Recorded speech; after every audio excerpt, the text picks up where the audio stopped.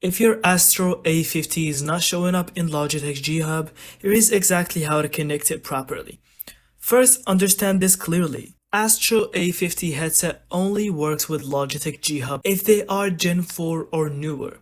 Older generations use Astro Command Center instead, not G Hub. Now, let's connect it. Start by placing your Astro A50 headset on the base station. Make sure it's seated correctly and charge it. Next, connect the base directly to your PC using a USB cable. Avoid USB hubs. Always plug straight into the motherboard. Once connected, go to the official Logitech website and click on Download G Hub. Once the download finishes, open the installation program and finish the installation and reboot your PC. When your PC boots back up, open Logitech G Hub again. If everything is connected correctly, your Astro A50 should appear automatically. If it doesn't show up, unplug the USB cable, switch the base station to PC mode, plug it back in and wait about 30 seconds.